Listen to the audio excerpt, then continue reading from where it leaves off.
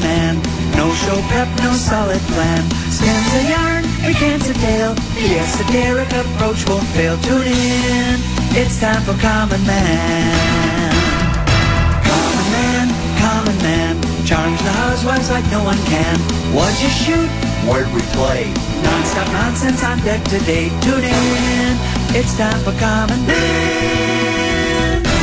Oh boy! Why should anybody aspire to be a common man, an average man? Do you realize what it means to be average? That means you're the best of the lousiest, and the lousiest of the best. Now, if we demand more and more for producing less and less, while the have-not nations encourage and inspire and indeed require hard work and maximum effort, if we deify the common men while they encourage and reward the uncommon ones, well, the end result of such a lopsided race as that is too obvious to require elaboration. I mean, it's like, hello. Go ahead to Buffalo, play on the road. I think the weather, of course, having spent a lot of time in Minnesota, I understand the weather pattern. Pick up the Calcutta Clipper, swings down, swings up, lakefront influence, and out. I think we'll probably have about 45-degree weather, so it will not be a typical October 31st in Buffalo. You know, sometimes when you practice, you'll set up chairs. You know, and you run through chairs just to show zones and stuff. The Viking defense looks like it's chairs. All the defensive backs covering are just atrocious today for the Minnesota Vikings.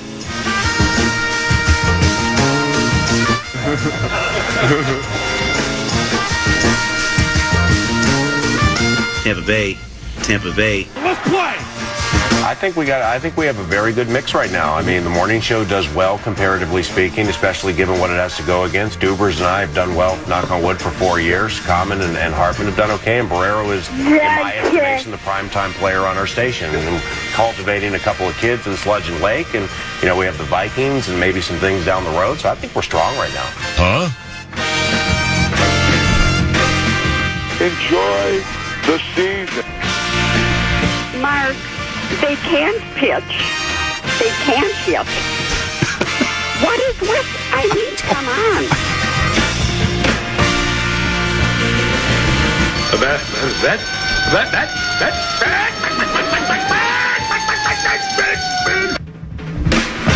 Rosa, you don't know nothing.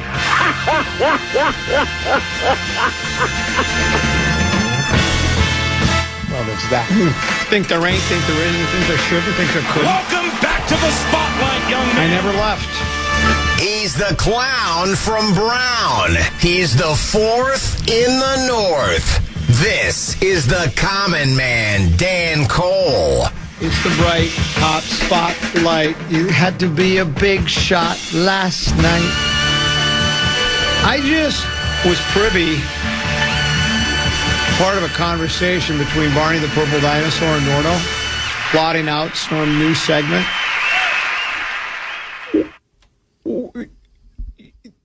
It was more complicated than the first man mission to Mars.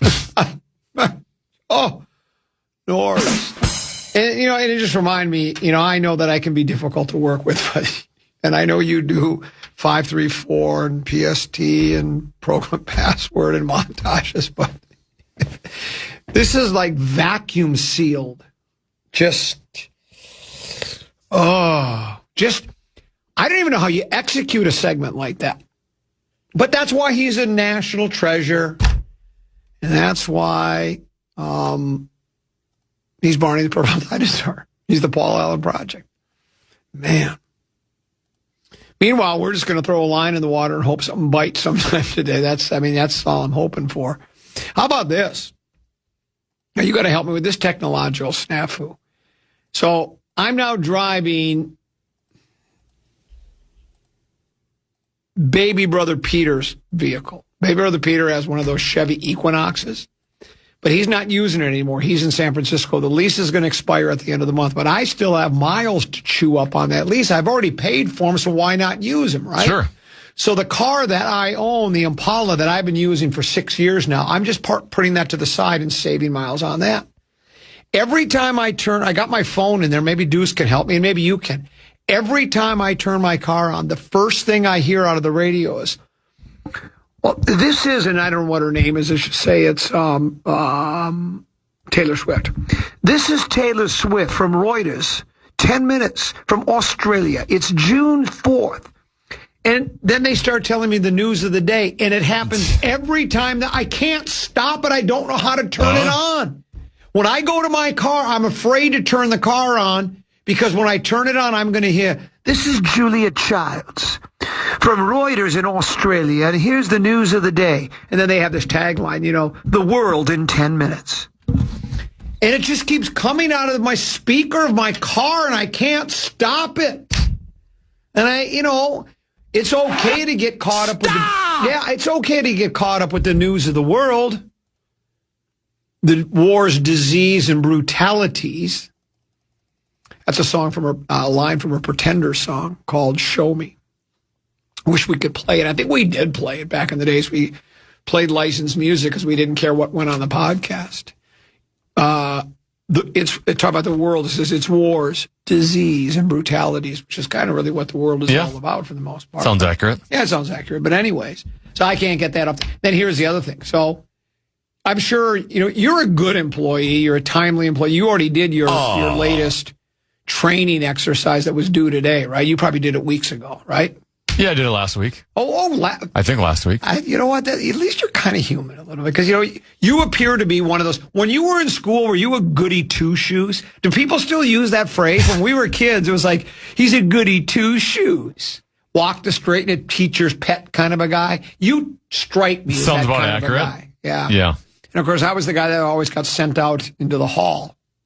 Or I was the one that would get sent down to the office. I got sent to the office so often I was on a first-name basis with the principal secretaries. Madge, how you doing? Betty, what's new with you?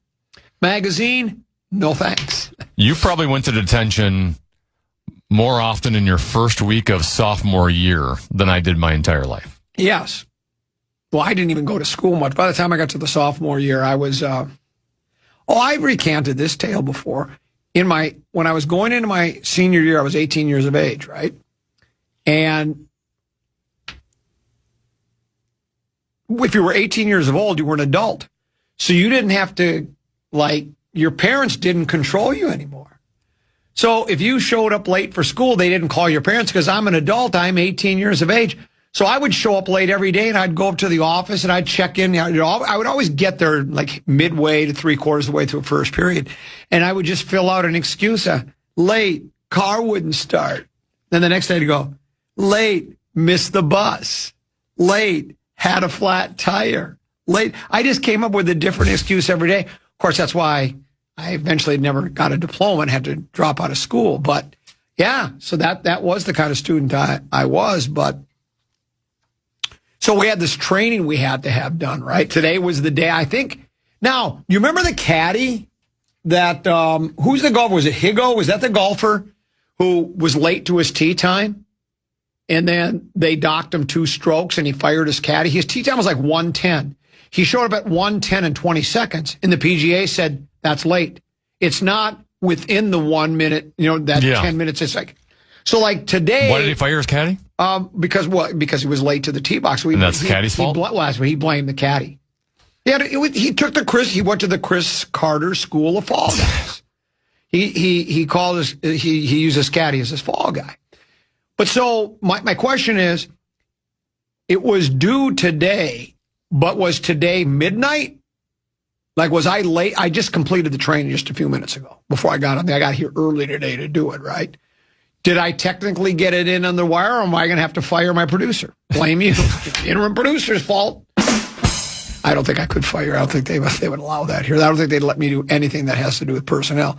But so I'm assuming the due date means you have the entire day of that date. So 11:59 tonight. Okay. So PA is always in the little cube right outside Abbott's office. There's a computer there that PA uses. PA doesn't really have a key. He didn't even have a key. He said he doesn't want one.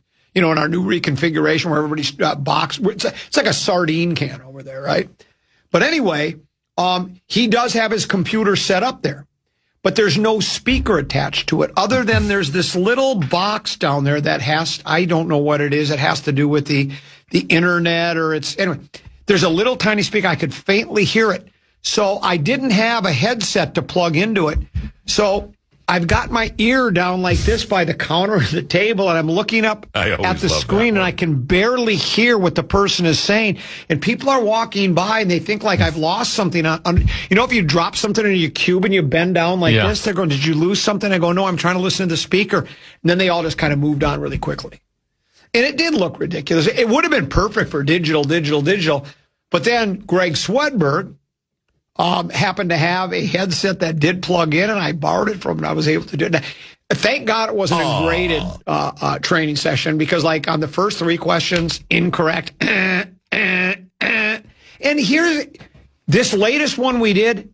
It nothing that they were explaining to you, to us would ever involve you or I.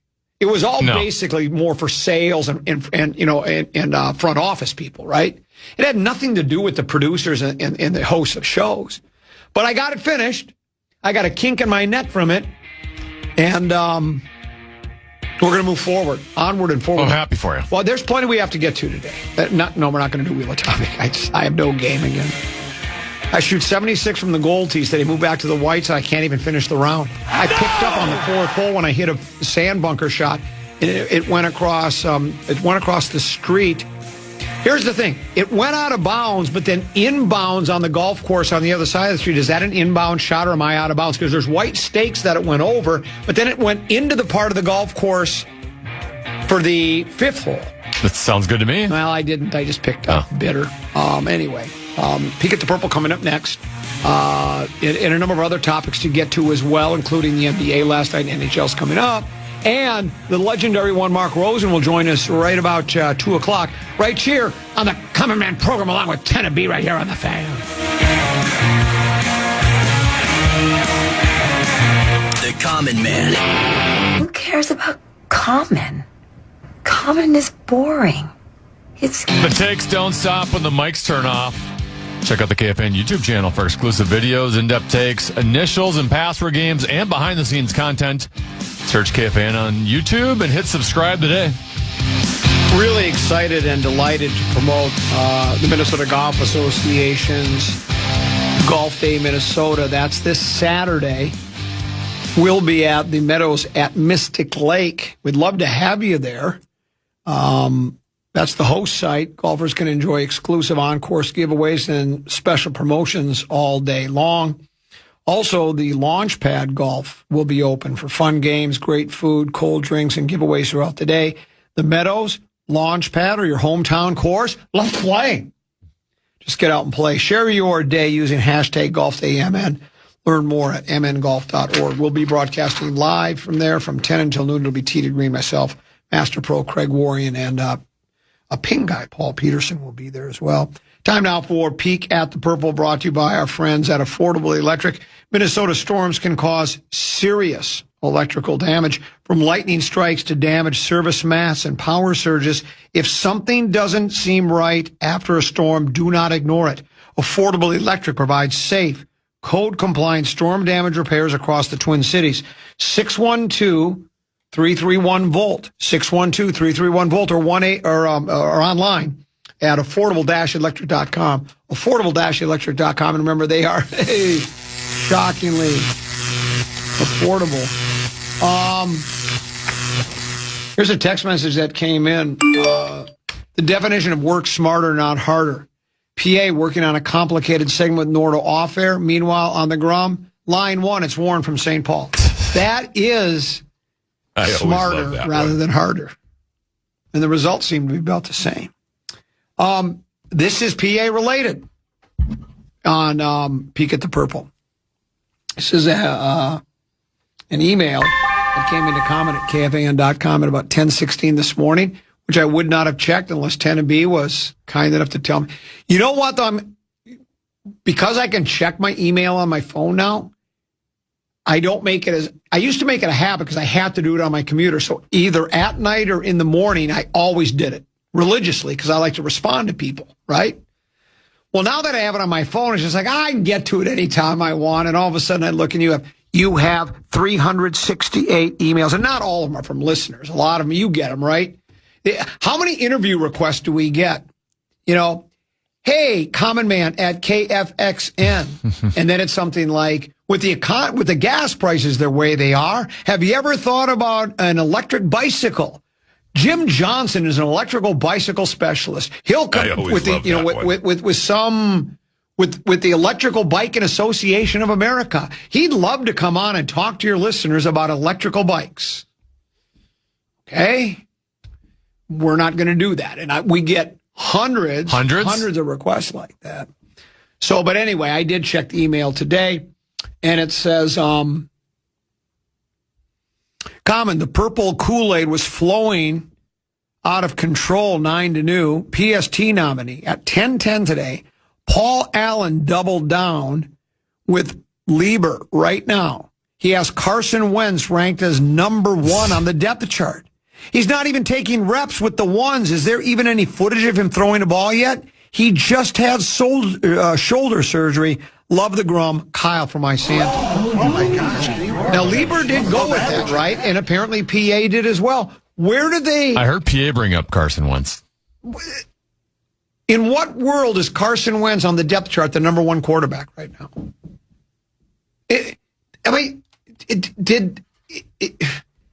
Have they been told? Is that marching orders from the new Winter Park, from the head coach and the coaching staff that tell people Carson Wentz is number 1 on the depth chart? That's not possible, is it? And why would they spin it that way? Do you have an answer to that? Do you think he is number 1 on the depth chart? Like if they were to start their season today, he'd be under center. I don't know where this is coming from, because even, not that the Vikings social media accounts knows all, but even them on the first day were just showing highlights of Kyler and JJ McCarthy. So, I guess on June 4th, is Carson Wentz the most capable of running this offense right now? I guess that's possible because Kyler's been here for a week and change. And Carson outperformed J.J. McCarthy last year, so there's a reason to believe that Carson's better than J.J.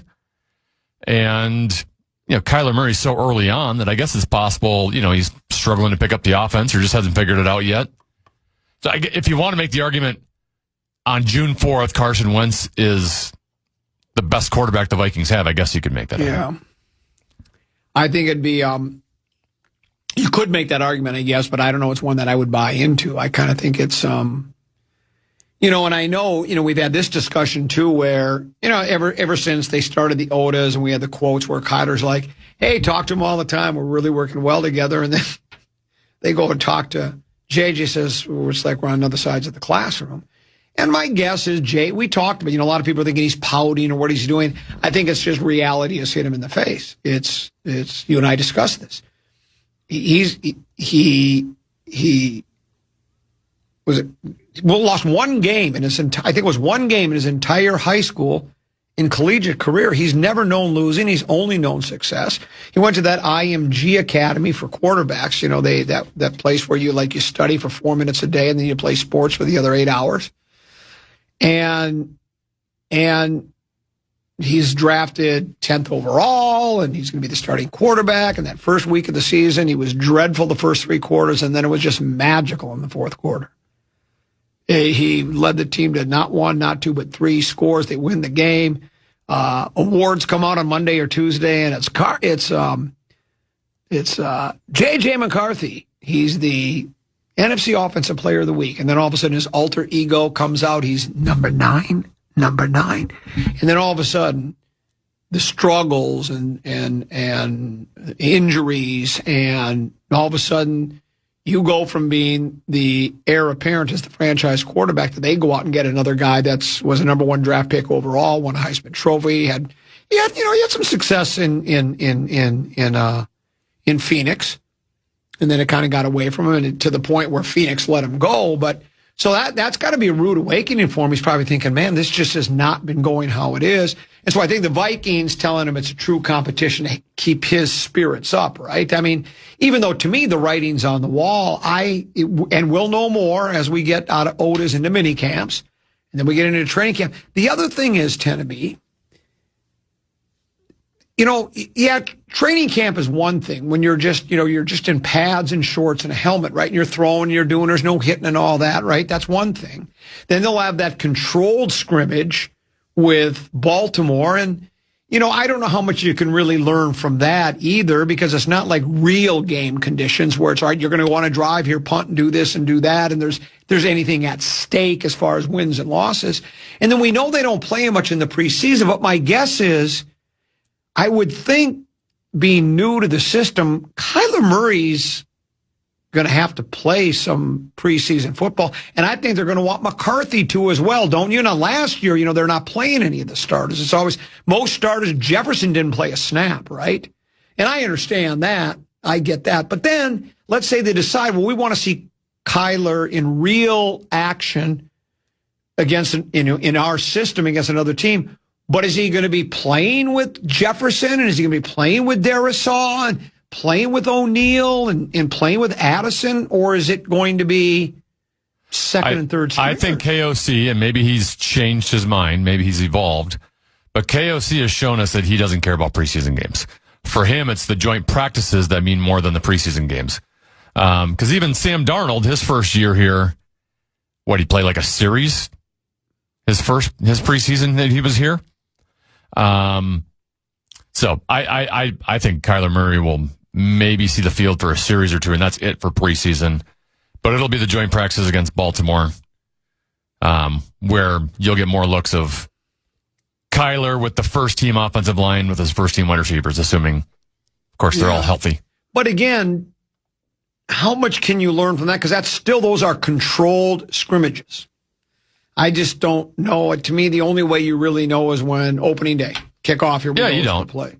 So I don't know. Now, someone says PA didn't say that. He is doing a hypothetical as what if Wentz was the most prepared to run the offense. That is how we worded it, but it's also weird that you would bring that up unless you had some sort of information to bring that up. Yeah. Know what I'm saying? Yeah. Oh, no, I agree. This one says, why wouldn't Carson be number one on the depth chart? Murray hasn't even been through as much as a real practice yet or even a preseason game. Why would he automatically be number one? Carson played in how many games before? Because the number one gets number one practice reps. Yeah, why wouldn't he be number one? Well, yeah, because you're right, number one. And you watched Carson Wentz play, didn't you? I mean, look, he was gutty. He was okay. He was okay. Before the season started last year, he was on the couch. He got a call and said, we're desperate. We need a backup quarterback. He was not going to play in the league last year. So you don't go out and get, now I know it's not expensive, but you're not going to bring in Kyler Murray if you think Carson Wentz that's preposterous. Let's take a break and come back. Peek at the Purple. We're brought to you by our friends at Affordable Electric. For all of your electric needs, winter, spring, summer, or fall, you need to give them a call if you have electrical needs. 612-331-VOLT or affordable-electric.com. Little distat lat and more controversial Vikings news other side of the break here on The Fan.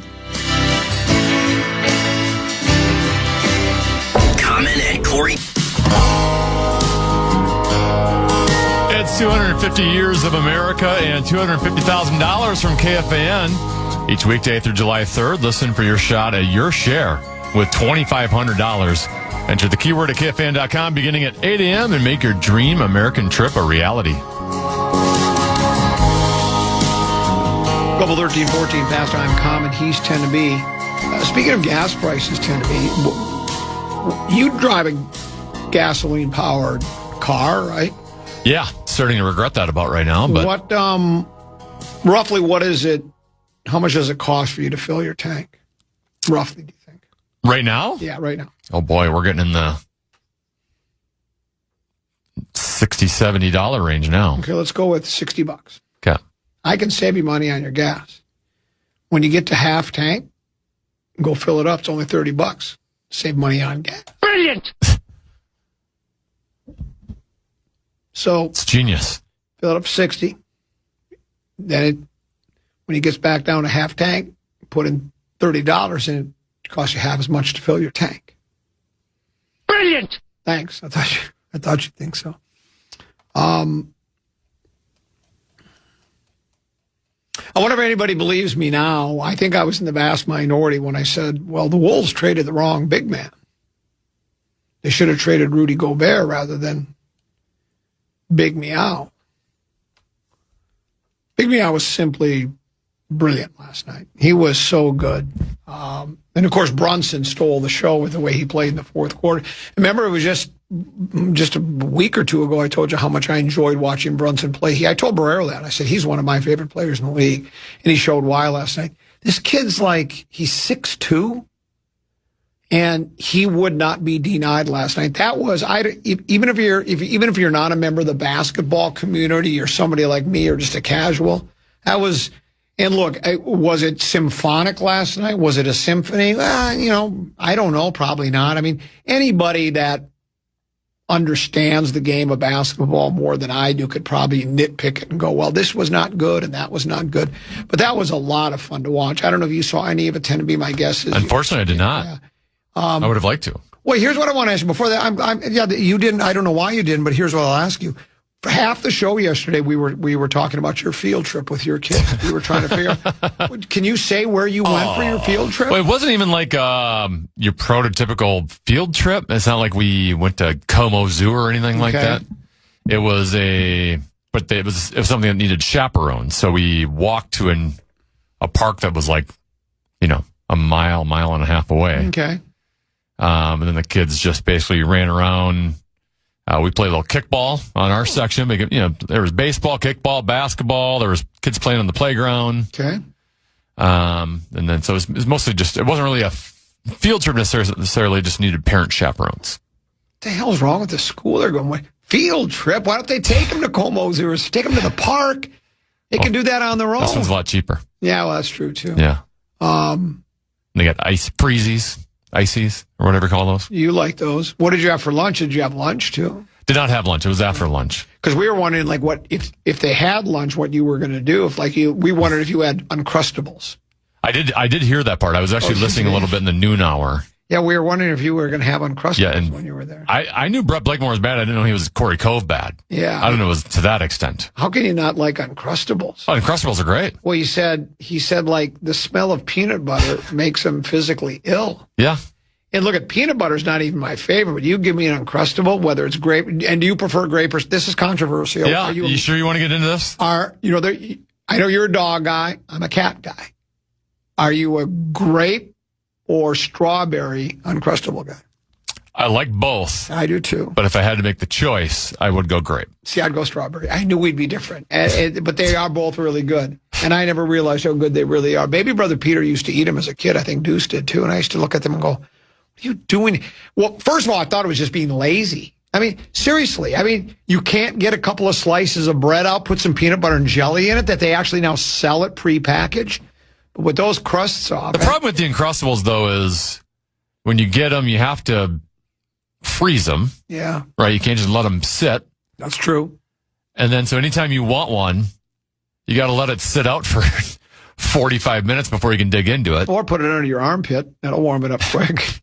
Now, I don't do... Because you're not supposed to microwave them or anything like that. If you put it under your armpit, don't, take the plastic off first and put it on. That'd be gross. Or, you know what I should have done? I instead of using a pair of rolled-up athletic socks, I could have elevated my scrotum with an Uncrustable. That would have been good. I never thought of that. Last night's game was so much fun to watch. And, the Knickerbockers roared back. They were down 13, 14 points at one point. And Big Meow just played. Bodega Cat played so good last night. He gave Wembanyama everything he wanted. Wembanyama ended up with 25 points, but he had to take 75 shots to get there. And, and there were those that, I was talking with Rosen about it, and Rosen brought up the fact that, I haven't played in a long time. And, I said, well, yeah, I suppose that could work against you, but it could also work in your favor. You're rested, you're fresh, and you're chomping at the bit to get back out there and play. I mean, you're pursuing a national basketball championship. I mean, I would think they want to play in that, sure, as a matter of fact, they talked to Cat after the game and Bodega, they asked him, what did you guys do to stay fresh? We played a lot of 5-on-5 basketball. And here's what else he said that I just loved. Now, he said, the other thing they talked about going into the series with, when the Spurs beat the Thunder, I read it yesterday. I read a paragraph from the game or after the game 7, and it said, and the Spurs, even with all their youth, they were still able to overcome all that, almost as if being young and inexperienced. Everybody just assumes if you're young and don't have a lot of experience in the NBA or the NFL or MLB or NHL or whatever sport it is, that's working against you. And I just think that's a little overblown, because what Cat said last night, this is a cliche, but he said there was a calmness about him. This is what he's been working for. He said, I mean, first your dream is to play in the NBA and then to get to the NBA Finals, and now here I am. And he said also that he just felt the presence of his mother. So he had that going for him too. But he said he felt is calm and cool. Now he's a veteran, but my point is these players, all of them, whether you're a rookie or you're a 20-year veteran, this is why they play the game. It's to get to this point, to play for the NBA championship. And I don't think you're going to be out on the floor and you're going to go, I'm really young, I'm stupid, I don't know what to do because it's the NBA Finals. I think once the game starts, it just becomes a game. There's obviously more at stake, and in the back of your mind, there is. But I still believe that can be over, because we've seen rookies flourish on many occasions, right? We've seen San Antonio do it all year long. Wembanyama, Vassell, is that his name? Vassell, Harper, Champagnie. All these guys are young, but they've just flourished. But Brunson was brilliant. That OG was big for the Knicks last night. And Big Meow never backed down from Wembanyama. And it is amazing. I've always thought of Cat as he's a pretty big kid, right? He looked like miniature up against Wembanyama, physically, just the height-wise. But he was really good. He was good. The Knicks were good. It was fun to watch last night. And I think I saw a stat in the NBA Finals. The team that wins the first game wins the finals 70% of the time. So they got that going for them. But you know what I always say, 10 to beat.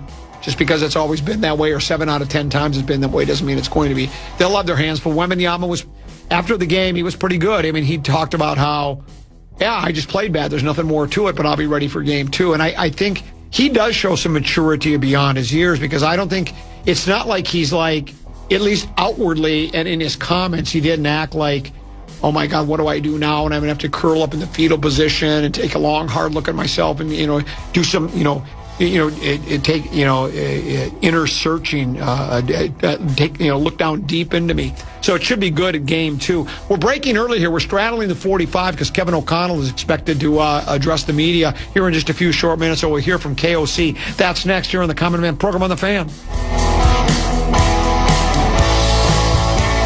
The Common Man.